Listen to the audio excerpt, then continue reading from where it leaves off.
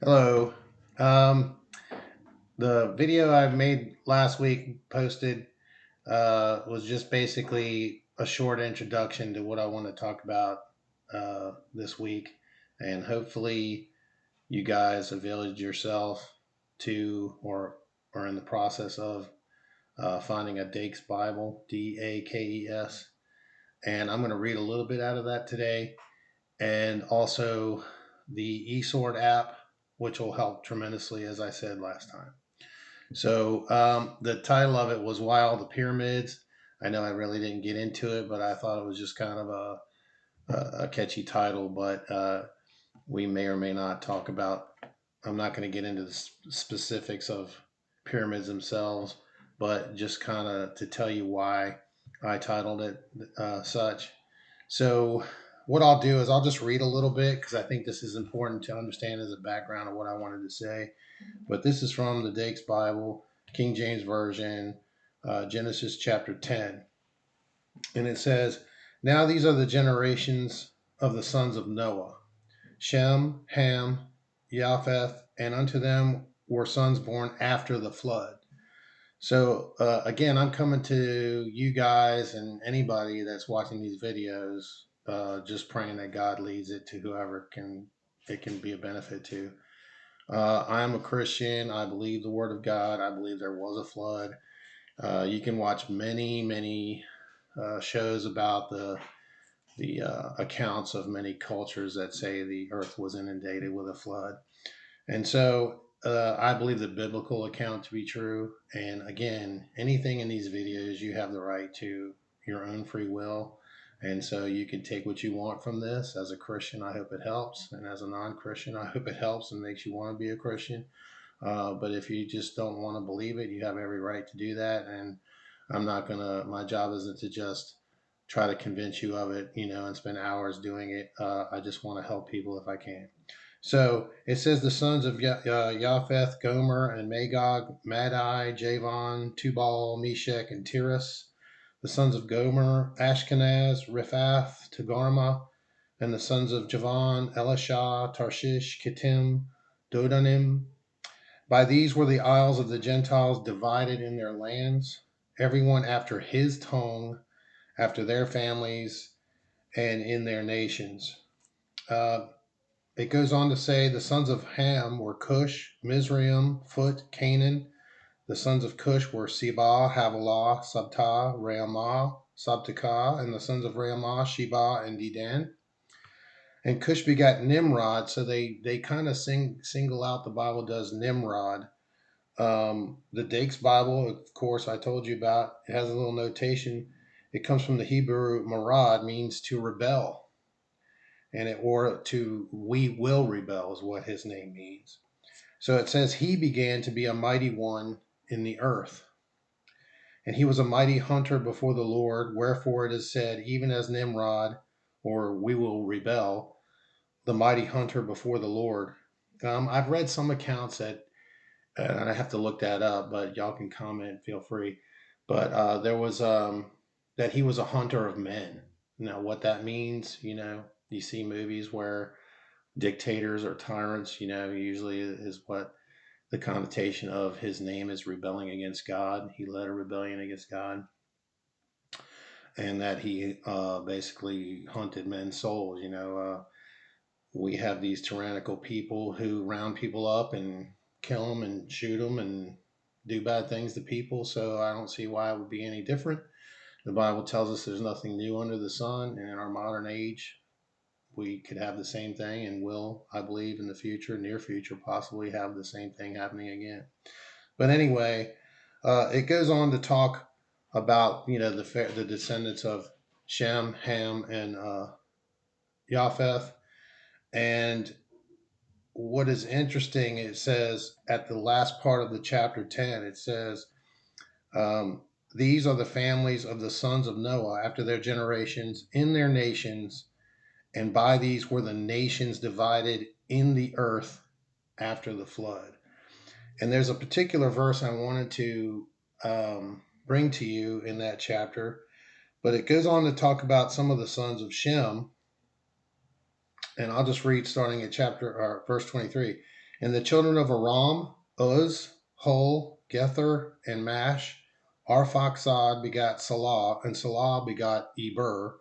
And unto Eber were born two sons. So they're making a distinction here. The name of one was Peleg or Peleg, for in his days was the earth divided, and his brother's name was Joktan. And so, what I wanted to talk about was that particular person. You don't hear much study about this, but if you look up his name, and I'm going to use the e-sword here, and I'm going to go to that, and I click on the number there. If you look up the uh, number next to his name, it comes from the word Peleg. And here's the interesting thing: it means earthquake.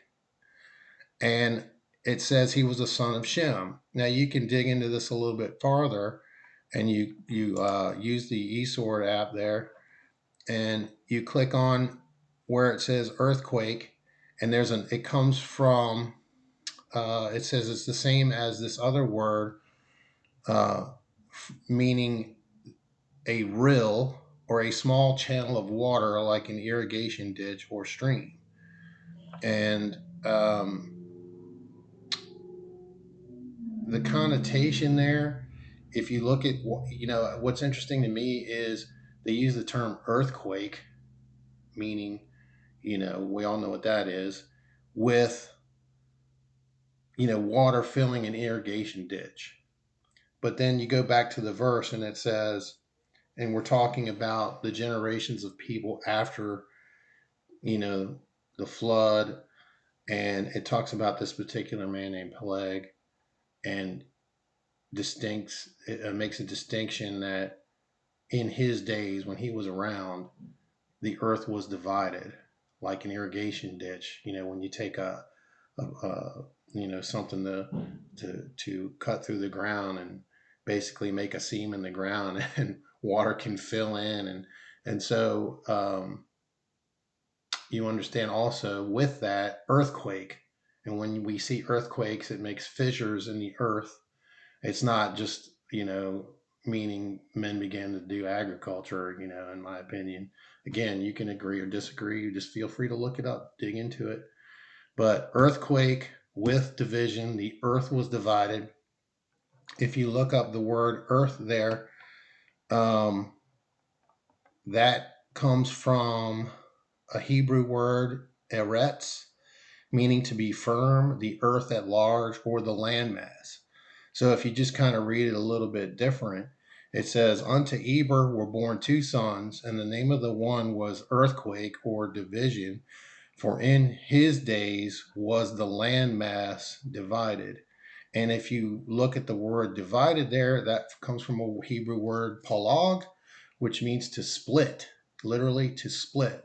So if you put all that together, a landmass being split like an earthquake, like a fault line, like a fissure opening up, like in all these Hollywood movies, you understand that the earth was opened up and the water filled in the channels like an irrigation channel. If you had a pond or something and you had created, fissures or troughs through the land, and you let the water loose or fill in, and so the ocean surrounding a landmass would naturally fill those fissures in with water. And so again, the chapter's talking about the flood, and so just dig into those words in chapter 10, verse 25. Unto Eber were born two sons. The name of one was Peleg, for in his days the earth was divided.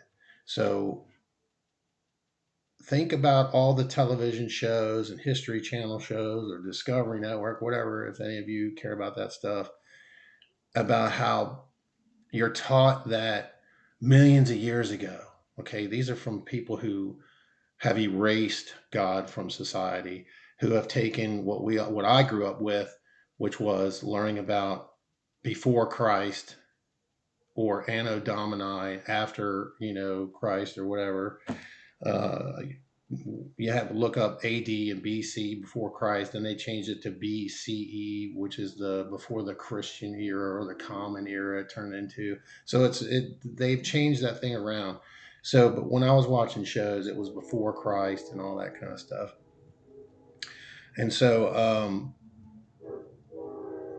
there's lots of shows talking about how there was a continent, one continent, and also they'll call it Pangea, whatever you want to call it. The Bible doesn't really give it a name, but I believe that's exactly what they're talking about here. I believe that, you know, prior to the Babylonian and Assyrian, what would be the predecessor to those empires, there was this fellow named Nimrod, who it says his name specifically means we will rebel. Okay. And I'll get into that into the next video, and put it in, context of what we just talked about. But for now, it is my sincere belief, according to studying just like this, and you can look at this verse. It's not out of the Bible. It's not an extra book somewhere. Um, you can look those Hebrew words up: division, earthquake, splitting the earth into different parts, and it'll kind of make more sense in the next video. So just kind of study those. Go to Genesis 10, verse 25. Use those resources, dig into it as much as you want. It just kind of gets you excited. And so I honestly believe that, I'll just say approximately, I have to look it up, but without having that right now, what, 6,000, 7,000 years ago, whenever this gentleman lived, Peleg, the earth was one landmass still, that the scientists today want to call, or Pangea, which you want to say was millions of years ago. Well, when you believe in a supernatural God, and we as Christians believe in God, and He made planets and stars and all these different things, He can't split a continent. He can't, cause an earthquake, like tectonic plates shifting, and allow that to happen and still maintain life on the planet, enough so that this person being born in those days, according to a biblical account, says that a landmass, the earth itself, the firm soil land masses of the earth were split. And we'll see the connotations of that in the next video. Hope you enjoyed that. Dig into that verse and any other verses that may be tied to it. And hope you enjoyed it. Thanks. Bye.